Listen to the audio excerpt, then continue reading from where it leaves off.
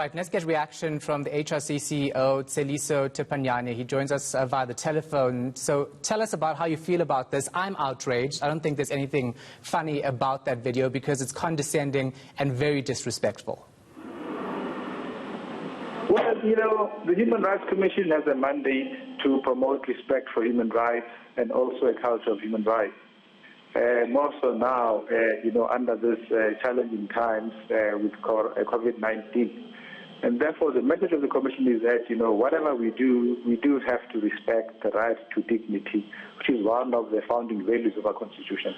So we have looked at the clip, and I've been informed that our Gauteng office will look into these issues to see whether actually there has been any right to dignity violated, whether the people were basically coerced or compelled to attend the session, and how they feel.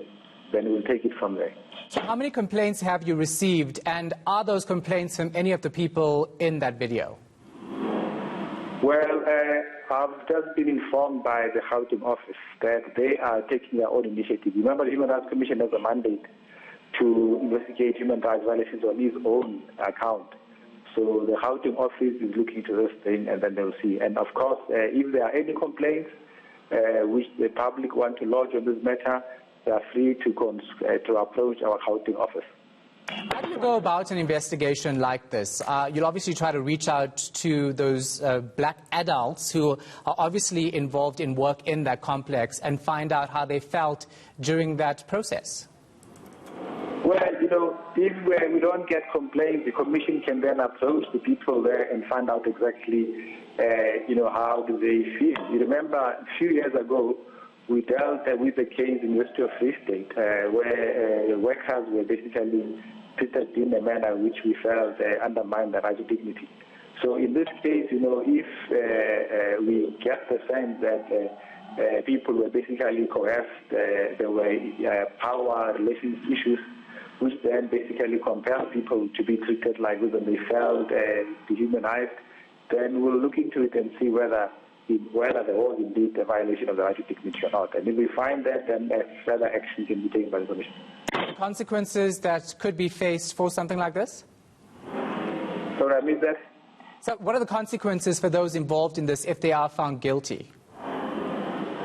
Well, if there is a finding of a violation of human rights dignity, of the right to dignity, the Commission has a number of options. One, we can get the people to apologize, or we can make a finding and make certain recommendations, or we can take the matter to court.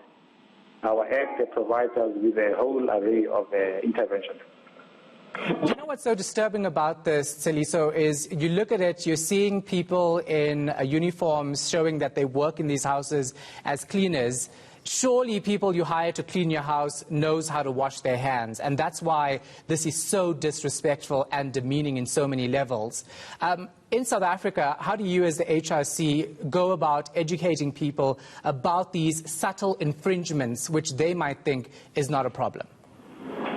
Well, the Human Rights Commission has a mandate, of course, to promote respect for human rights. This is what we've been doing for the last 24 years. We conduct educations, we make findings, we take people to court. And for example, Ms. Mombek was one of the matters which we handled, Casaveros, and many others. So this is our mandate. Members of the public are free to approach the Commission where they feel their rights have been violated, but we also, on our own account, if we come across issues which we think are not appropriate, then we do intervene.